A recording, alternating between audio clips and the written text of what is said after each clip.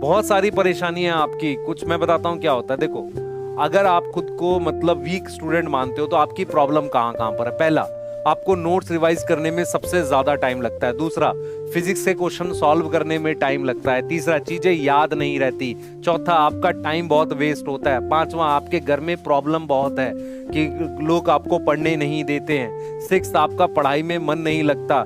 Seventh, आप क्या सोचते हो, प्लान करते हो कि सिर्फ रात में ही पढ़ पाता हूं, दिन में नहीं पढ़ पाता। एट्थ, आपको लेक्चर देखकर नोट्स बनाने में बहुत ज्यादा समय लग जाता है।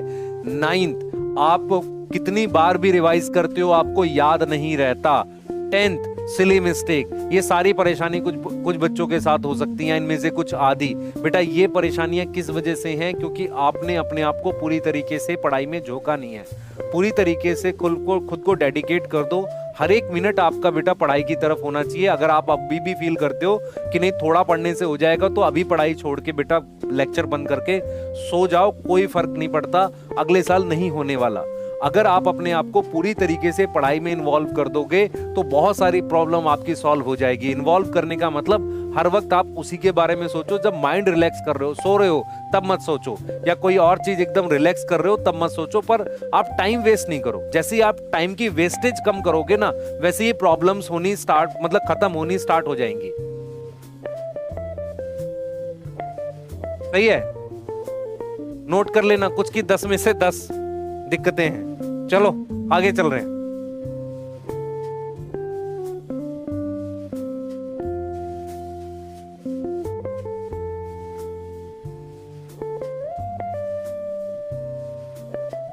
एक कह रहा है सर 8 घंटे बायो पढ़ेंगे क्या? तू सिर्फ एक ही दिन कर। मैं भाई आज बायो का रिवाइज कर रहा है चैप्टर, कल किसी और का कर रहा होगा। सर टाइम कैसे निकाले?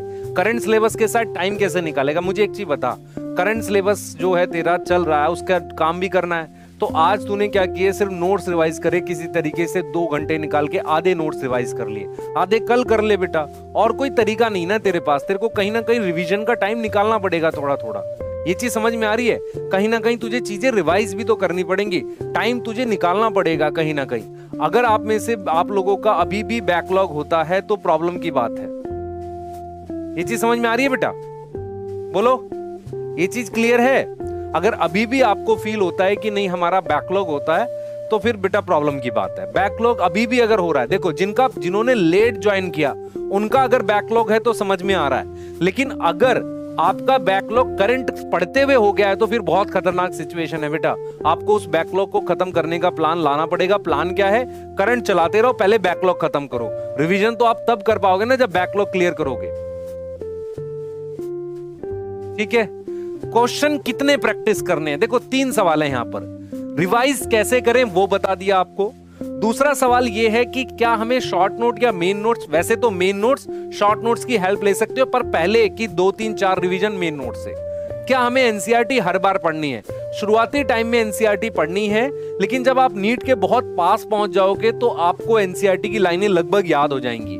उसके बाद आपको मन में आता है कि क्वेश्चंस कितने करने हैं, तो आपके पास 100-125 क्वेश्चन पर चैप्टर रिवीजन के टाइम पर बहुत होते हैं। बाद में क्या होगा, जब आप बाद में क्या हुआ करेगा, जब आप नीट के पास पहुंच जाओगे तो चैप्टर रिवाइज करके क्वेश्चन थोड़ी बनाने हैं आपने, चैप्टर रिवाइज करके पेपर सॉल्व करने हैं। मेरी बात समझ में आ रहा है? चैप्टर को रिवाइज करके पेपर सॉल्व करने हैं। समझ आया नहीं आया?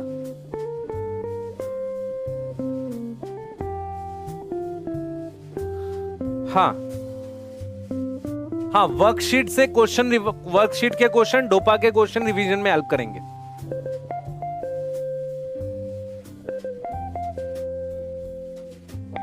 ठीक है? हैंडबुक का मुझे नहीं पता बेटा, हैंडबुक शॉर्ट नोट ही होती है और तो क्या ही होती है। ठीक है, चल सकते हैं बेटा? इतना टाइम नहीं मिलता। मैं बार बार आपसे एक सवाल पूछता हूं, अगर आपसे आप खुद बताओ जरा, इतना टाइम नहीं मिलेगा, अगर आप टाइम नहीं निकालोगे तो एग्जाम तो अपने टाइम पर ही होगा ना, तो कैसे कर पाओगे यार? सोचो, नहीं होगा ना सिलेक्शन। टाइम तो आपको मैनेज करना पड़ेगा, कहीं ना कहीं आपको खुद को मोटिवेट रखना है कि यार टाइम निकालना पड़ेगा।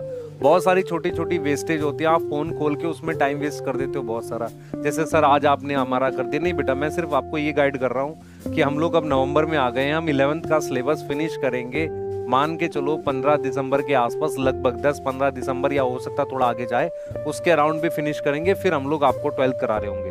तो टाइम निकालना पड़ेगा, टाइम नहीं मिलता है, ये मैं मानता हूँ, आपको मैनेज करना है। प्लीज मेहनत करो और अपने छोटे छोटे चीजों में से टाइम बचाने की कोशिश किया करो, ठीक है। और इसमें एक चीज और मैं ऐड कर देता हूँ, लेक्चर लाइव आए चाहे रिकॉर्डेड आए, उससे आपको फर्क नहीं पड़ना चाहिए।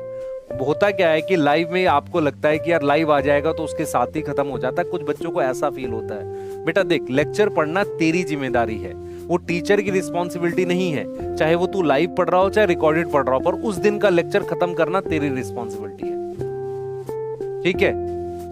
क्लियर है बेटा? हाँ, समझ बेटा।